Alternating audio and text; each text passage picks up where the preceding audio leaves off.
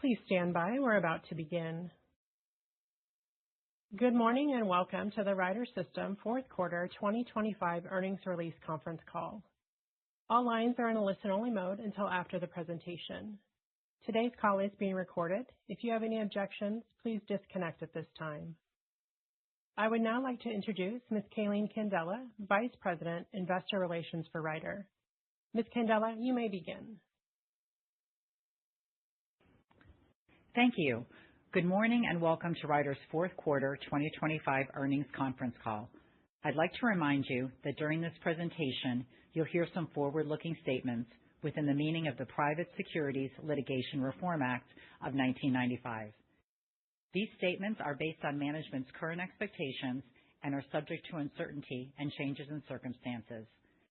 Actual results may differ materially from these expectations due to changes in economic, business, competitive, market, political, and regulatory factors.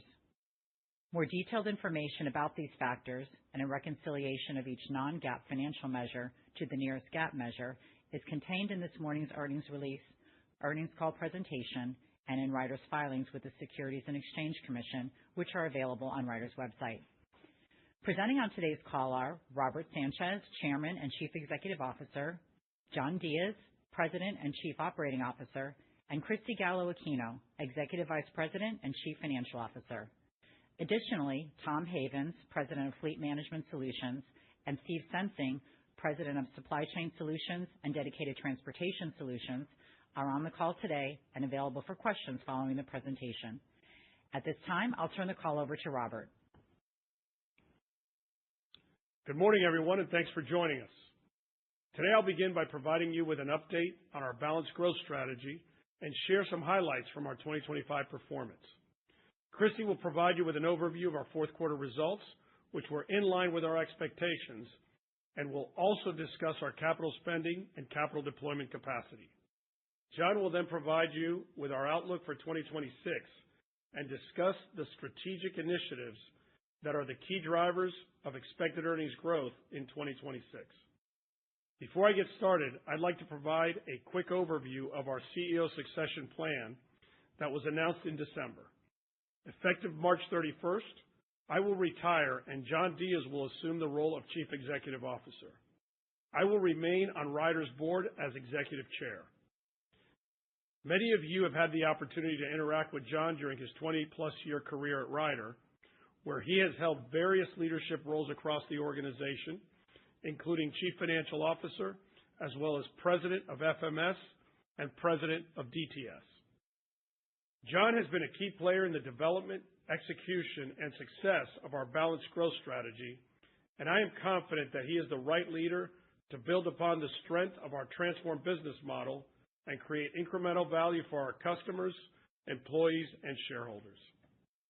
So with that, let's move to the strategic update on slide 4. We've made remarkable progress on our balanced growth strategy, and I continue to be extremely proud of the Ryder team for their consistent execution. Our journey has been transformative, enabling us to outperform prior cycles, even during this prolonged freight downturn, and providing us with a solid foundation for future growth. In order to establish our transformed foundation, we de-risked the business model by significantly reducing our reliance on used vehicle proceeds to achieve our target returns. We also exited underperforming geographies and services. Our multi-year lease pricing and initial maintenance cost savings initiatives meaningfully contributed to increasing our return profile by delivering a combined annual pre-tax earnings benefit of over $225 million and also contributing to positive free cash flow over the cycle. In addition, we accelerated growth in our asset-light supply chain and dedicated businesses, resulting in a more resilient business mix that is less capital intensive. We continue to evolve our transformed foundation by executing on strategic priorities focused on operational excellence, customer-centric innovation, and profitable growth. We're expecting another $50 million in benefits from the next phase of our maintenance cost savings initiatives. We're optimizing our omni-channel retail warehouse network through continuous improvement and are better aligning our footprint with the demand environment. We're also taking cost actions to increase efficiencies. We're investing in customer-centric technology aimed at delivering our customers a proactive supply chain that gives them a competitive advantage. We're enhancing proprietary technologies such as Ryder Share and Ryder Guide by embedding AI to increase functionality and effectiveness. Baton, a Ryder technology lab, is developing an AI-enabled software and data platform that will power next-generation customer-facing technology at Ryder. We're leveraging AI from leading technology partners in various use cases, including increasing the effectiveness of our customer call centers. We continue to deploy automation and robotics in our warehouses to drive operating efficiencies. Technology and innovation, including how we deploy AI, is a key component of our strategy, and we'll provide you with updates as our journey progresses. We continue to pursue profitable growth opportunities and are focused on higher return segments and verticals, increasing our share of wallet with port-to-door solutions and generating acquisition synergies. Our transformed model has demonstrated the effectiveness of our balanced growth strategy by outperforming prior cycles. The earnings power and resiliency of our business continues to be supported by our high-quality contractual portfolio that generates over 90% of our revenue. Our significant flexible capital deployment capacity further strengthens our position and ability to pursue strategic opportunities.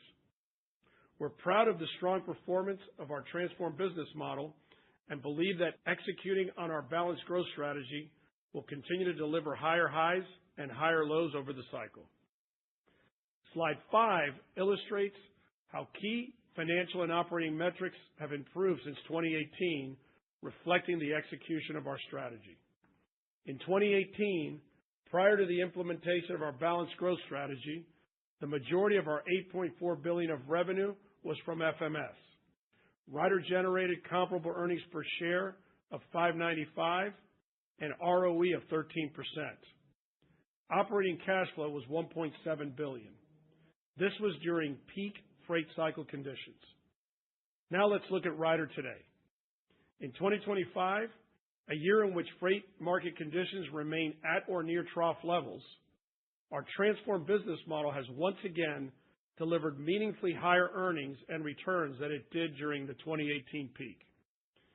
Through organic growth, strategic acquisitions, and innovative technology, we have shifted our revenue mix towards supply chain and dedicated, with 62% of our 2025 revenue generated by these asset-light businesses compared to 44% in 2018.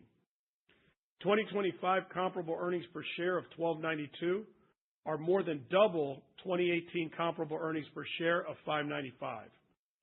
ROE of 17% is well above the 13% generated during the 2018 cycle peak.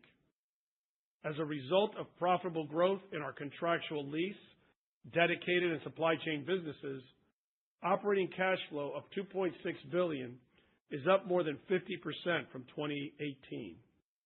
As shown here, in 2025, the business outperformed prior cycles, even when comparing the pre-transformation peak to the current market environment. Turning to slide 6, I'll share key performance highlights for full year 2025. First, our resilient business model and benefits from our strategic initiatives delivered higher year-over-year earnings and solid returns in 2025.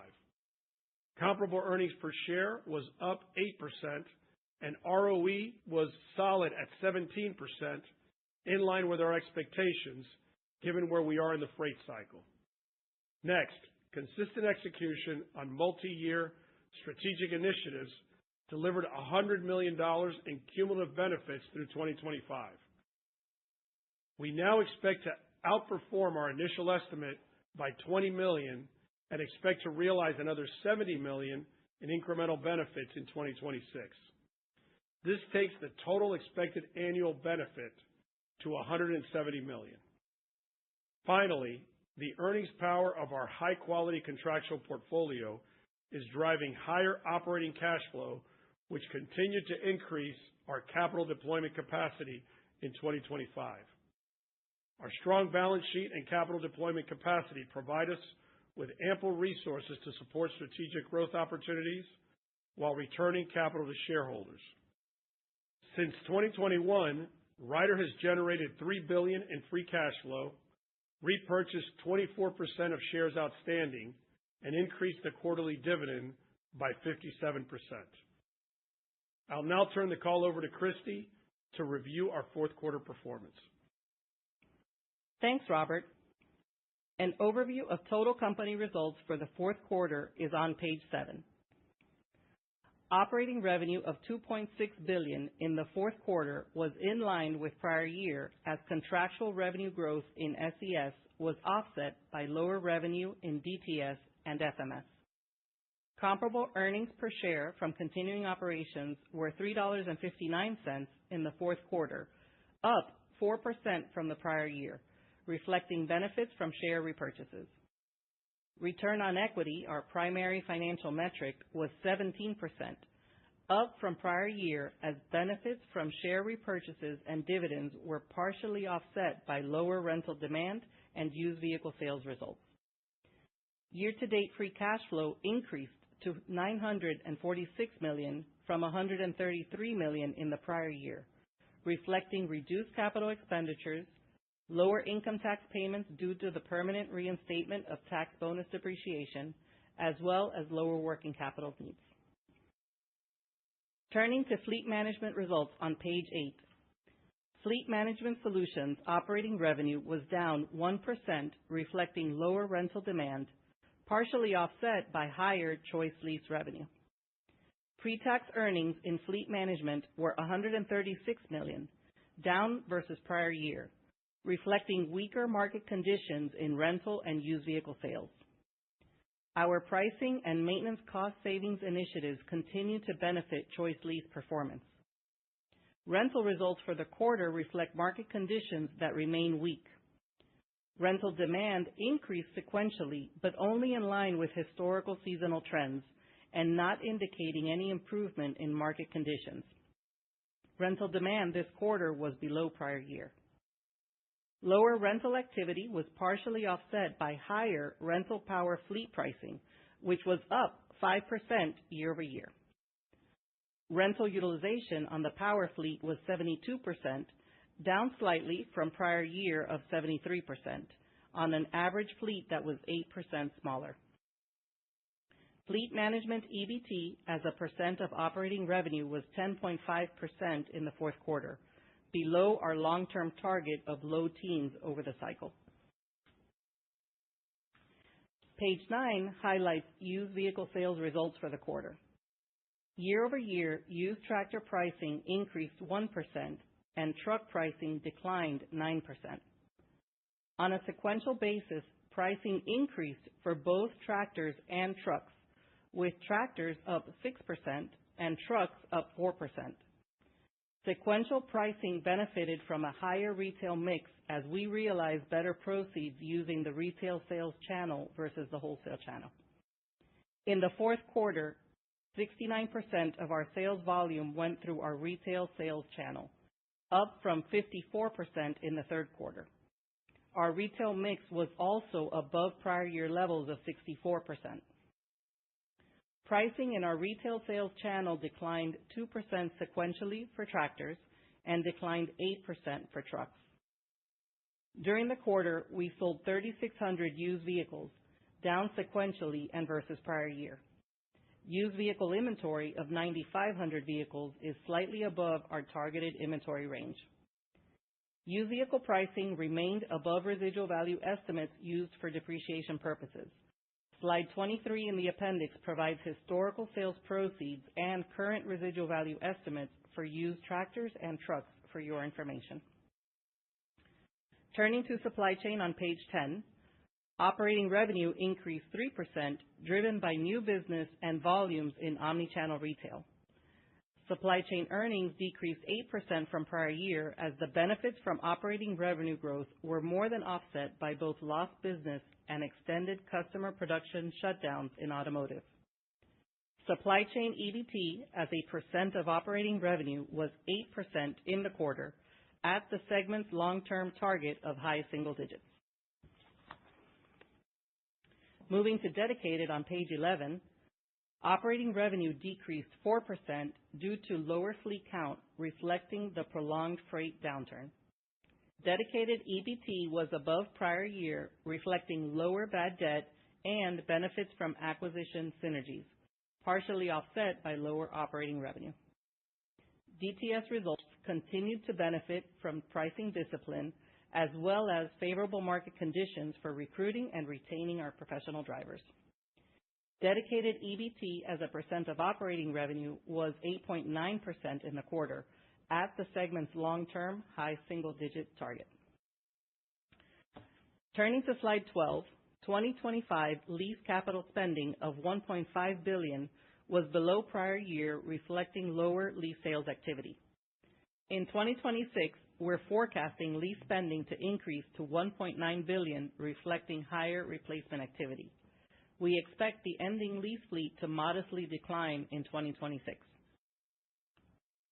2025 rental capital spending of $300 million was below prior year, as expected.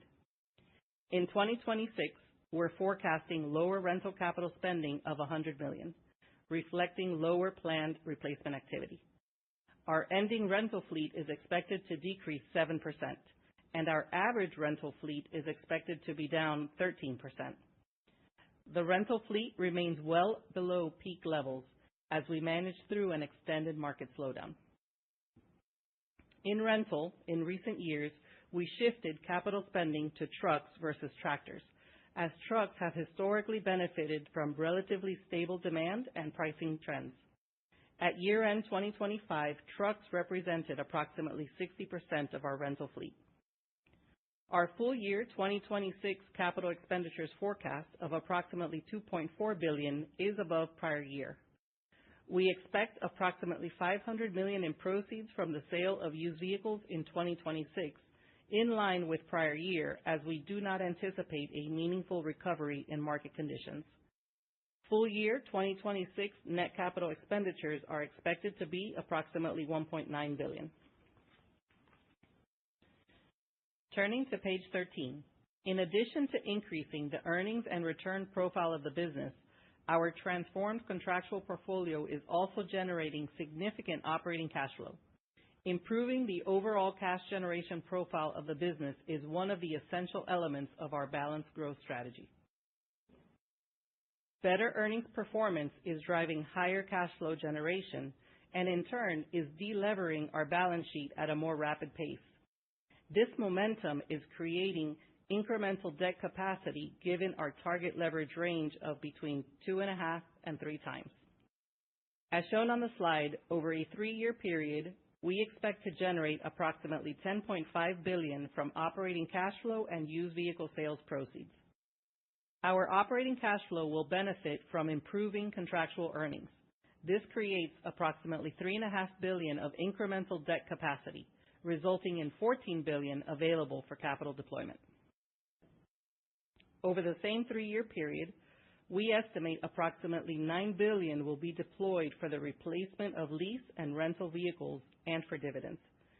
This leaves around $5 billion, which equates to more than 60% of our year-end market cap, available for flexible deployment to support growth and return capital to shareholders. We estimate about half of our flexible deployment capacity will be used for growth CapEx, and the remaining will be available for discretionary share repurchases and strategic acquisitions and investments. Our capital allocation priorities remain focused on profitable growth, strategic investments, and returning capital to our shareholders. Our top priority is to invest in organic growth. Aligned with these priorities, in 2025, we funded replacement CapEx of $1.8 billion and returned $664 million to shareholders through buybacks and dividends. In addition, earlier this year, we raised our quarterly dividend 12%, marking our third consecutive year with a double-digit increase. We also authorized a new discretionary repurchase program in the fourth quarter and approved our 198th consecutive dividend payment last week. Our balance sheet remains strong with leverage of 250% at year-end, at the lower end of our target range, and continues to provide ample capacity to fund our capital allocation priorities. With that, I'll turn the call over to John to discuss our outlook. Thanks, Christy. Slide 14 highlights key aspects of our 2026 outlook. In terms of market assumptions, we're expecting modest U.S. economic growth in 2026 and no meaningful change in freight market conditions. Our outlook also assumes U.S. Class 8 production declines 4% in 2026. We remain confident that secular trends will continue to favor transportation and logistics outsourcing, and that our operational expertise and strategic investments will continue to enable us to deliver increasing value to customers and shareholders. In terms of our financial forecast for 2026, operating revenue is expected to grow approximately 3%, as revenue growth from new business and supply chain is offset by near-term pressures in dedicated and fleet management, reflective of the freight cycle. 2026 comparable EPS is expected to increase by 12% at the high end of our $13.45 to $14.45 forecast range, driven by $70 million of benefits from our strategic initiatives. Return on equity is expected to increase to a range between 17% and 18%, reflecting earnings growth and share repurchase activity. We expect our transformed business model to deliver ROE in the low to mid-20s when market conditions improve for our transactional rental and used vehicle sales businesses, which will enable us to achieve our over-the-cycle ROE target of low 20s. Free cash flow is expected to be between $700 to $800 million, down from prior year, primarily reflecting higher lease vehicle replacement CapEx. Overall, we expect to deliver earnings growth and increase returns in 2026, reflecting our upsized strategic initiatives and the strength and durability of our transform and cycle-tested business model. Slide 15 provides outlook highlights for each of our business segments. In fleet management, operating revenue growth is expected to be below the segment's mid-single-digit target, reflecting freight market conditions. FMS EBT as a percent of operating revenue is expected to be up year over year, reflecting benefits from strategic initiatives, but remains below the segment's low teens target, reflecting weak rental and used vehicle sales conditions. We're confident in our ability to reach our long-term EBT target in FMS over time, based on the demonstrated earnings power of our contractual portfolio and benefits from strategic initiatives, as well as the earnings uplift we expect when market conditions in rental and used vehicle sales normalize. Supply chain operating revenue growth is expected to accelerate throughout the year, reflecting the timing of new sales, which will begin to benefit results mid-year. SCS is expected to exit 2026 with an operating revenue growth rate approaching the segment's low double-digit target. Supply chain EBT percent is expected to be at the segment's high single-digit target, reflecting revenue growth as well as benefits from incremental operating efficiencies in our omnichannel retail network. In dedicated, operating revenue growth is expected to be muted and below its high single-digit target, reflecting freight market conditions. DTS EBT as a percent of operating revenue is expected to be in the segment's high single-digit target range in 2026, reflecting the strength of the contractual dedicated portfolio, which we expect will continue to benefit from pricing discipline and our strategic initiatives.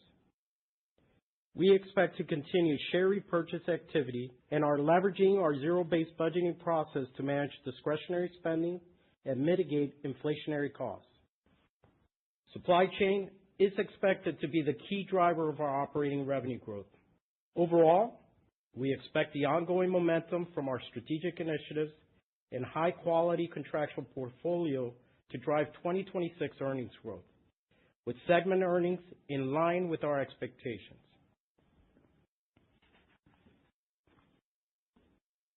Slide 16 outlines the key changes from 2025 to reach the high end of our 2026 comparable EPS forecast. As previously noted, benefits from our strategic initiatives are the key driver of higher comparable EPS.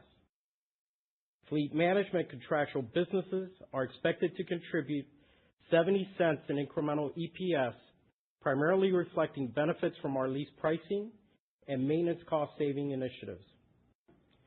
Supply chain and dedicated are expected to contribute 55 cents in incremental EPS, reflecting improved performance in omnichannel retail and the initial benefits from the flex operating structure and dedicated. Our transactional used vehicle sales and rental businesses are expected to deliver a net 5-cent EPS benefit due to improved rental performance, partially offset by lower used vehicle sales results. In rental, we expect utilization to be higher than prior year on a 13% smaller average fleet. We also expect sequential demand to return to historical seasonal trends. 2026 used vehicle gains are expected to be slightly below 2025 levels.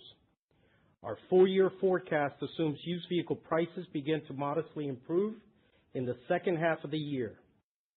We expect used vehicle prices to remain above residual value estimates used for depreciation purposes.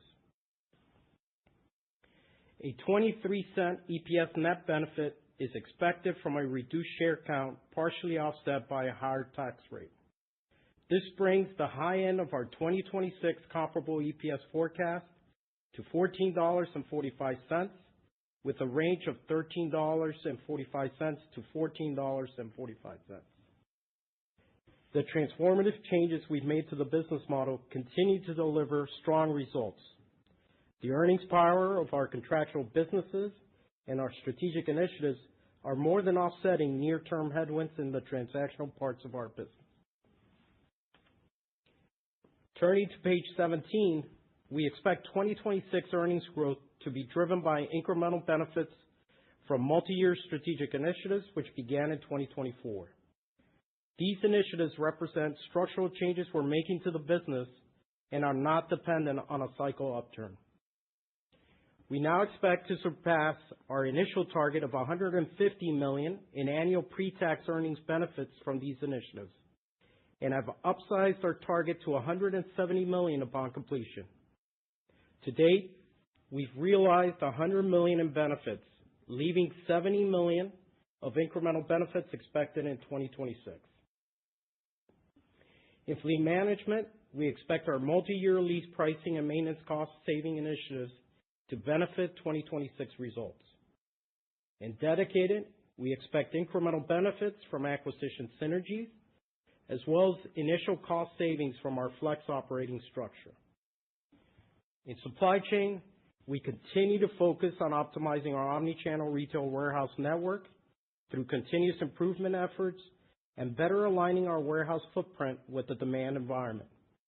In 2025, we downsized and exited select locations and expect to recognize incremental savings from these actions in 2026. In addition to driving our outperformance relative to prior cycles, our transformed business model also provides a solid foundation for the business to meaningfully benefit from the eventual cycle upturn. We've increased our initial estimate for the annual pre-tax earnings benefit we expect to realize by the next cycle peak to at least $250 million, up from our prior estimate of at least $200 million. The majority of the $250 million benefit is expected to come from the cyclical recovery of rental and used vehicle sales in FMS, with additional benefits from higher omnichannel retail volumes, leveraging our rationalized footprint. We expect to recognize these benefits over time as freight market conditions normalize. In addition to benefiting our transactional businesses, we also expect additional opportunities for profitable contractual growth as freight conditions normalize. Supply chain achieved record sales in 2025, which is benefiting revenue and earnings in 2026. On the other hand, lease and dedicated have faced revenue growth headwinds as a result of the extended freight downturn. We expect contractual sales trends for these offerings to improve when the freight cycle recovers. We've been pleased by our resilience and performance during the prolonged freight market downturn and are confident each of our business segments is well positioned to benefit from the cycle upturn. Turning to page 18, we're forecasting a comparable EPS range of $13.45 to $14.45 versus $12.92 in 2025. We're also providing a first quarter comparable EPS forecast range of $2.10 to $2.35 versus the prior year of $2.46. As a reminder, the first quarter has historically been our lowest earnings quarter, and in 2026, we expect it will represent the most difficult year-over-year comparison. Expected first quarter results reflect used vehicle sales and rental market conditions that remain weak and did not show improvement in January. Supply chain comparisons will also be challenged due to record first quarter performance in 2025. We remain focused on our initiatives and expect to deliver another year of earnings growth and higher returns. We're confident that our transformed business model remains capable of performing across a range of business environments. At this time, I'll turn the call back over to Robert. Thanks, John. Turning to page 19, our transformed business model continues to deliver value to our customers and our shareholders. We continue to outperform prior cycles, and our results are benefiting from consistent execution and the strength of our contractual portfolio. We continue to see significant opportunity for profitable growth supported by secular trends, our operational expertise, and ongoing momentum from multi-year strategic initiatives. We remain committed to investing in products, capabilities, and technologies that will deliver value to our customers and our shareholders. That concludes our prepared remarks. Please note that we expect to file our 10-K later today. At this time, I'll turn it over to the operator to open the call for questions. Thank you. If you would like to ask a question, please signal by pressing star one on your telephone keypad. If you're using a speakerphone, please make sure your mute function is turned off to allow your signal to reach our equipment. Again, press star one to ask a question. We'll pause for just a moment to allow everyone an opportunity to signal for questions. And first, we'll go to Jordan Alliger with Goldman Sachs. Hey, good morning. It's Andre on for Jordan. Thanks for taking our question. It's a helpful earnings walk on slide 16 to get to the high end of your EPS guide for 2026. Just curious, between the buckets you lay out in terms of the year-over-year earnings tailwind, if you could just share where the largest variability lies within those buckets with respect to getting to the low end versus the high end, and then maybe what's driving that variability. Just the puts and takes there would be really helpful. Thanks. Sure. Hey, Andre, it's John here.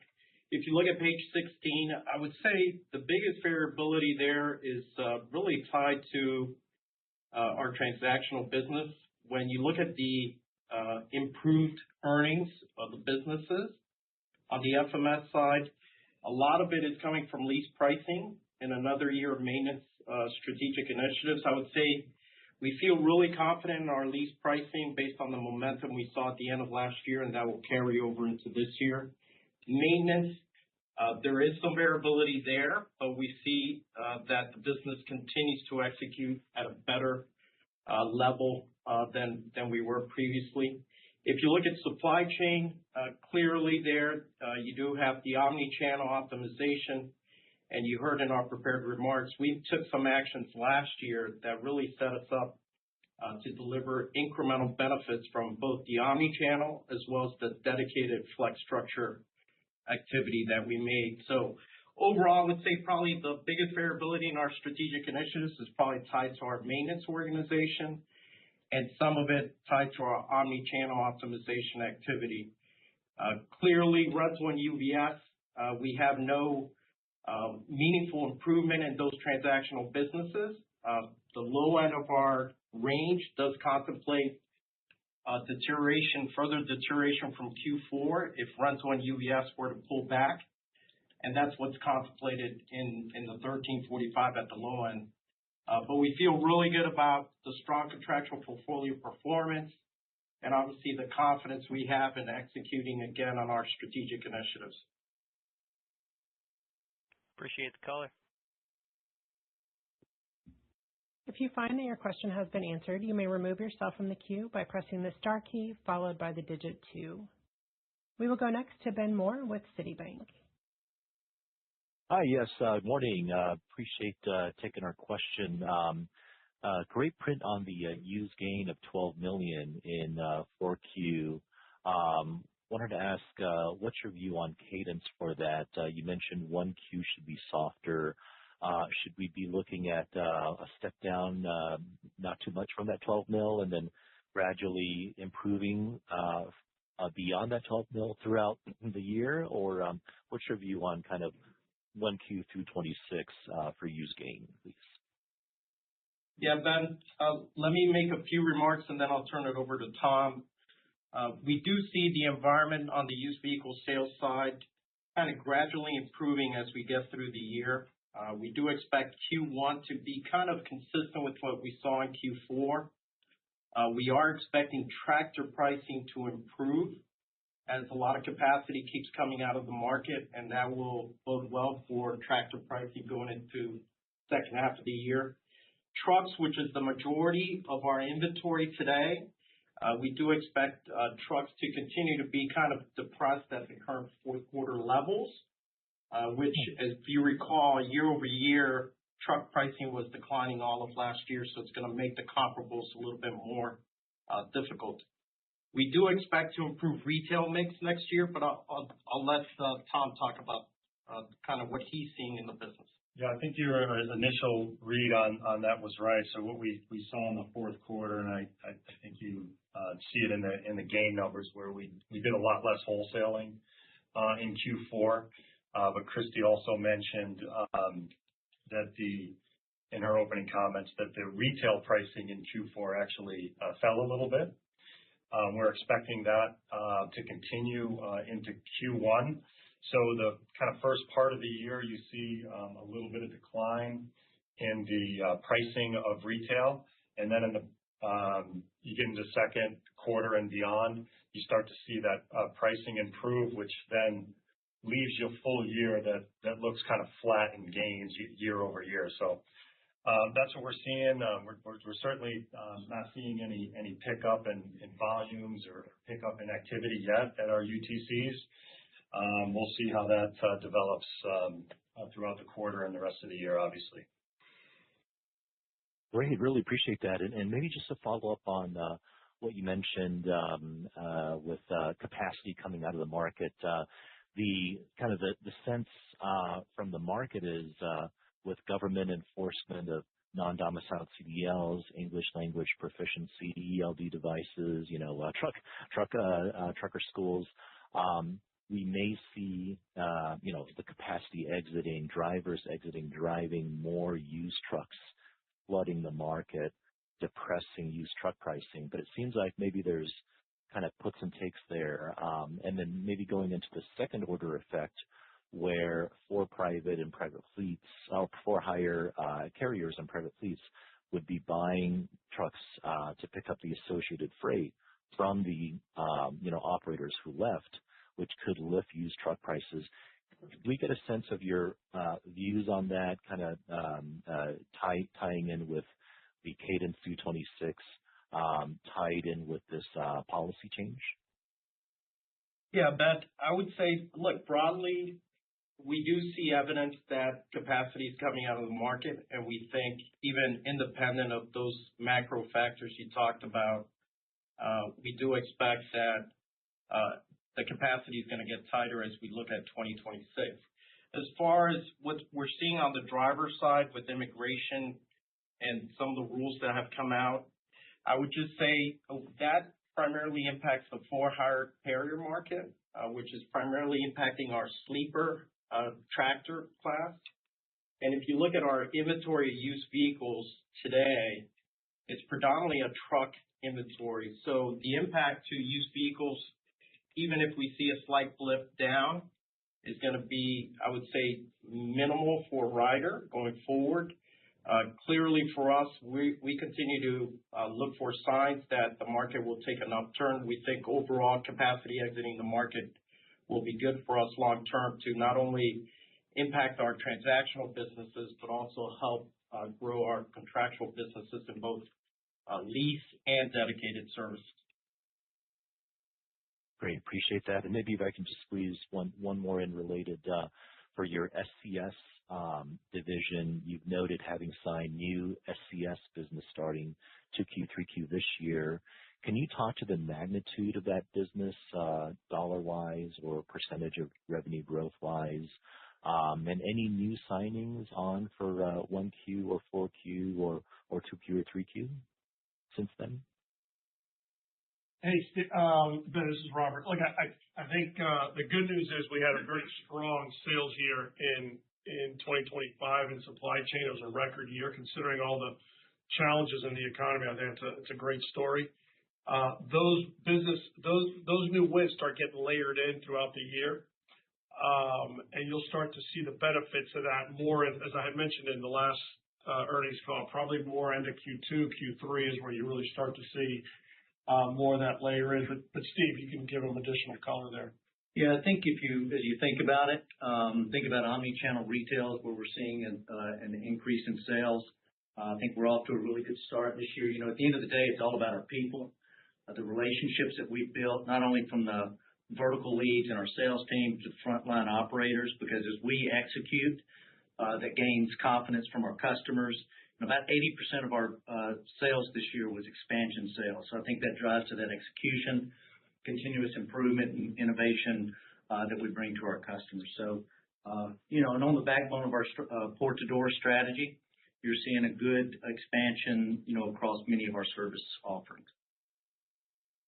Great. Really appreciate that. Thank you. Thanks. We'll go next to Jeff Kaufman with Vertical Research Partners. Thank you very much. Well, first of all, congratulations, Robert, on a tremendous run. You really transformed the company, and also congratulations, John. We look forward to your leadership. So I guess two questions. All these trucking equities are going up and spot rates are up and people are enthusiastic that maybe we're starting to see a bit of a turn. And I know they're more focused on pricing and driver constriction as opposed to vehicle demand that's actually shown signs of increasing yet. But it seems like your forecast is a little more dour than that. And particularly when I look at the ratio of rental equipment to lease, normally you have like 25% rental trucks to lease trucks because you're going to need full service lease support, but you guys are down to 22%, and it looks like you're headed toward 20, just based on the guide. So I guess kind of what are you seeing differently than the optimism that some of the freight carriers are seeing out there? Let me let John give you a little more color. I'll just start by telling you that clearly the range that we've given for the year, the top end of the range does not assume any significant pickup in the market. That's not because we have a different crystal ball than the rest of the market. We just haven't seen evidence of that yet in our business. So clearly, if things got better, there's an opportunity for things to get above that number. But given what we're seeing today, that's the guidance we're giving. But I'll let John give you color on that. Yeah, Jeff, if you look at rental for us, and we made mention of it, we looked at January even. We have seen the spot market tighten up a little bit. We've seen capacity exit. You saw the PMI print come out a few days back, which was fairly positive. We just haven't seen it as of yet. We typically see about a 6-month lag before really market conditions improve, show up in rental. So clearly, our guide, as you heard from Robert just now, does not reflect that. But if market conditions do show signs of improvement, We will see that in the second half at earliest. The strength of that improvement also will dictate what we could see come through to the bottom line. What we have done, back to your question on the fleet and rental in particular, is we are looking to tighten the fleet as we get through the first half of the year. And then in the second half, with no meaningful improvement, you should see us return back to historical utilization levels of high 70s. And that's kind of where that self-improvement plan comes into play here. Clearly, if we see demand picking up, we could slow down some of that activity of defleeting and extend that equipment. And clearly, we could go out and buy and look to buy additional equipment to introduce into the fleet. And just one follow-up, if I can.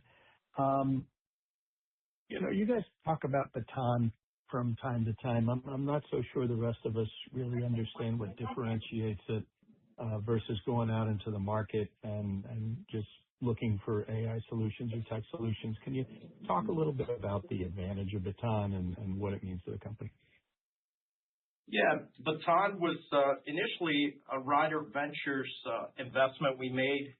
Working with them for a few years, we realized there was significant value for them to really be the catalyst for us to optimize and create solutions for our customers through digital technologies and optimized fleets. So they had that business know-how and some of the technology underpinnings. We bought them. We've obviously had them look at our RyderShare platform and really improve on that platform from being just a visibility and event management tool to being an transportation optimization tool.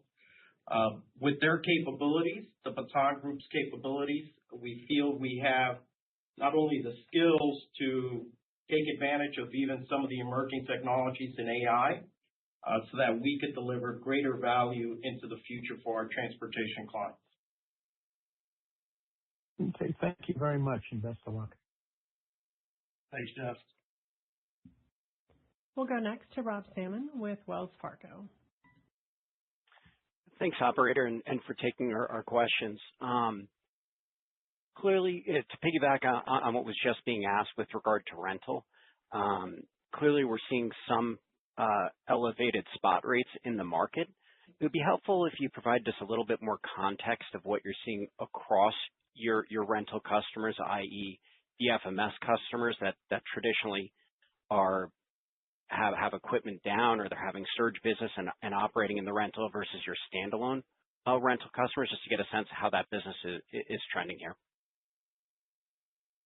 I'll let Tom give you some color. I'll just tell you that the three, what we would call more like leading type indicators in our business, are used vehicle sales, rental, and our lease power miles. And we haven't really seen a meaningful move in those yet. Our used vehicle retail pricing was actually sequentially down a bit, as Tom had mentioned. Rental utilization stable, but really not improving so far. And our lease miles are flattish. So that kind of gives you a bit of color on what we're seeing today. Obviously, with some of the early indicators around PMI and the tightening of the for-hire market, you could see some improvement later on in the year, but that's what we're seeing now. But Tom, you want to give them color around rental? Yeah, I'll give you a little color on the utilization that we're seeing and the demand. I know you guys can see the year-over-year comp, but we were down 1% on utilization on a smaller fleet. So the demand in total was down. The December utilization landed at about 74%, and as we stepped off and rolled into January, that went down to 66, which is pretty typical to what we see, but down a little bit worse than our historical seasonal trends. So what we've put in this forecast is a little bit lower seasonal trend in the first quarter, and then for the balance of year, a very normal seasonal trend that we would see. And then to directly answer your question on the type of customers that we're seeing, I would say that our pure business, or the non-lease customer, down slightly year-over-year. So I would say that business has been somewhat stable throughout 2025. But really what's been impacting our demand is our lease customers have not had the need for lease extras like we've historically seen. That's a trend that we've had for a couple of years here. I think I've mentioned it on previous earnings calls where the biggest impact to our lease fleet is customers have been downsizing their fleets and not growing their fleets. That trend was the same in Q4. And of course, if they're downsizing their lease fleet, there's certainly no need for rental. So those are the trends we've been seeing for quite some time, and we haven't seen any change to that yet. Hopefully at some point this year that will change, but we have not seen it yet. And just a quick follow-up. I think you guys measure your rental on just total days. Was January, did we have an outsized impact in January because of storms driving that kind of worse than normal seasonality, or are you looking at on a weather-adjusted basis?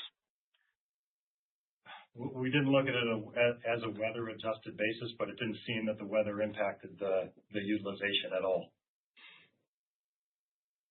Helpful context there. And I guess taking a step back, right now kind of at the bottom of the market, DTS margins are at are at your target range over the cycle.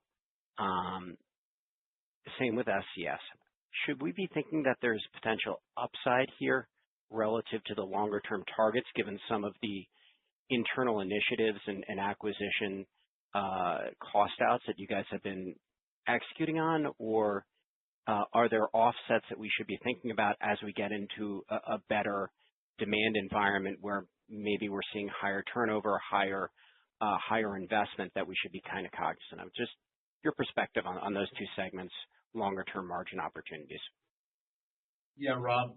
For now, our long-term targets, I think, are still appropriate. We have seen margin expansion even within that high single-digit target within the supply chain business as that business has scaled and continued to grow. Dedicated is the one part of the business that does ebb and flow depending on where we're at in the cycle. And as you called out, typically as we're growing that business, initially we're going to see some pressures and headwinds with higher driver costs because the level of turnover and cost to acquire drivers goes up typically. But that will oscillate between the low end of the high single digits, and then in a weak environment, you'll see us climb up to the high single digits. So what you should expect is kind of more of that movement that we've seen historically on dedicated, and supply chain continues to really perform, and we're seeing that it consistently has been performing at that high single digit level towards the upper end as of late. Appreciate the color.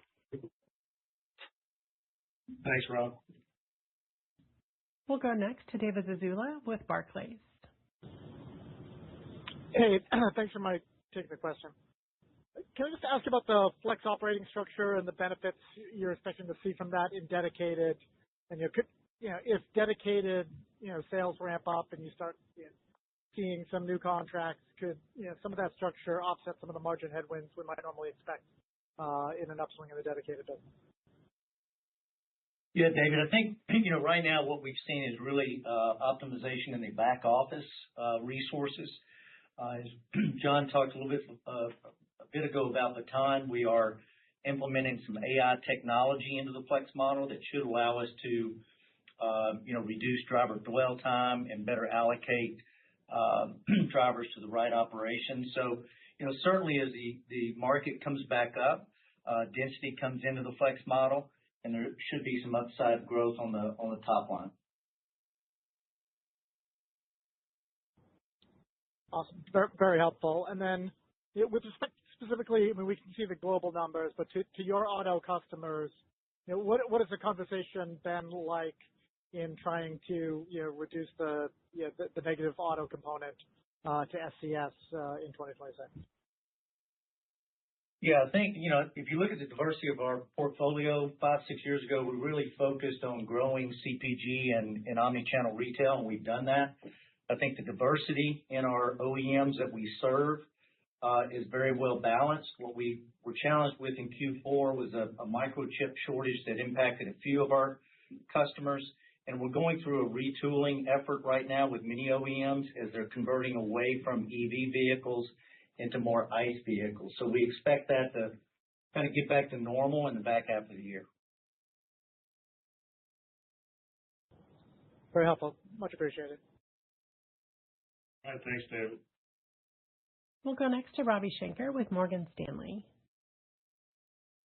Hi, this is Nancy on for Ravi. Thanks for taking my question. I just wanted to touch on your January commentary a bit more. Is sort of the lackluster January we've seen so far just because you're going to be seeing a delayed impact from the cycle? Just trying to hammer down the difference between what you're seeing and maybe others in the market. Yeah, I think, Nancy, it's really more the service offerings and the products that we have. We're not in the spot truckload business, so there is a lag when there's tightening of the market between when you start to see that and you start to see an increase in our rental business and our used vehicle business. So part of it could just be that we're just not seeing it yet. That's one of the reasons why we did not build into our full year guidance any meaningful improvement in the market. Obviously, if that holds and it continues to move in that direction, that could give us some benefits in the back half of the year. Got it. Thank you. And then in regards to the full year guidance, how do you think Ryder will perform if any inflection is predominantly supply side driven rather than demand and rates go up because of supply rather than demand? Just sort of helpful to hear your expectations if that's the case. Yeah, Nancy, we're still going to benefit whether it's supply driven or demand driven, I would say, especially on the used vehicle sales side. If there's less vehicles out there to be had, you should see kind of a lift in used vehicle pricing over time. Clearly, the catalyst to the 250 will be dictated primarily by demand-driven improvement, but certainly supply continuing to tighten up will also be helpful for us and really start driving, hopefully, sales activity in both our lease and dedicated space. Very helpful. Thank you. Thanks, Nancy. We'll go next to Harrison Bauer with Susquehanna. Great. Thank you for taking my question. And Robert, John, congrats on the upcoming transition here. I wanted to revisit UVS, but maybe in the context of what some of your fleet strategy is for the year. You discussed a dynamic where both your lease and rental fleet are likely to, come down throughout or, end of year to end of year with maybe a little bit more punitive coming down in the beginning part of the year. And, we've seen some other freight companies take some decisive actions, through large impairments on some underutilized assets. Is your UVS, certainly being negative in the upside of your case, does that include the potential for, maybe Ryder taking some more decisive actions on, moving some of that underutilized fleet, into the wholesale channel in the first half of this year? And if, we could potentially see something similar to the losses that we saw in 2Q of 2025. Thank you. Yeah, Harrison, on the UVS environment, as we look forward, we do see a stabilizing environment. And as I mentioned earlier, we do expect actually tractor pricing to improve. So we're not expecting any sort of dramatic downturn on the upper end of our guidance. Clearly, if there is some pullback and pricing does continue to move downward, we do not expect to have to take any sort of impairment charges. We think our residual values are appropriately set. So any level of pullback that's out there will be, in our opinion, low single digits. That being said, we do expect UVS to kind of, or I would say, perform in line with what we saw in 2025. And yeah, you may see some unevenness as we go through the year, depending on the retail wholesale mix that we implement in any one quarter. But you're going to see some performance similar to what you saw in 2025. That's what's in the guide that we put out. Thanks. And maybe as a quick follow-up, curious if maybe you could answer this, that you participated in bidding for one of your dedicated competitors made a pretty recent sizable acquisition in First Fleet. I know you guys have been hunting or considering more opportunities on M&A as a way to deploy capital. Curious if that's a process that you participated in, and just maybe an updated appetite on where you might see M&A and the size of that as a potential way to deploy capital from all the cash you're driving. Thank you.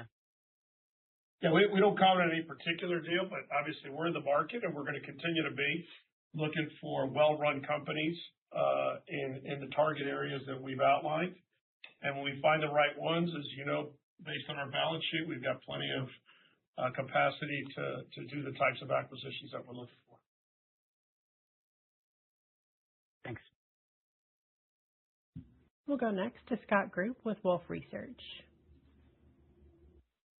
Hey, thanks. Morning, or I guess afternoon. We've seen a pickup in the Class 8 orders the last couple of months. Are you seeing pickup in leasing demand, leasing activity? What's your sense? Is this sort of just replacement, or is there some growth? Do you think there's a big pre-buy coming this year? So that was first question. And then just secondly, the comment in the bridge about lease pricing increases, is that an incremental tailwind this year, or is that more so carryover from last year? Okay, Scott, let me answer the second question. I'll make a remark on the first question and turn it over to Tom.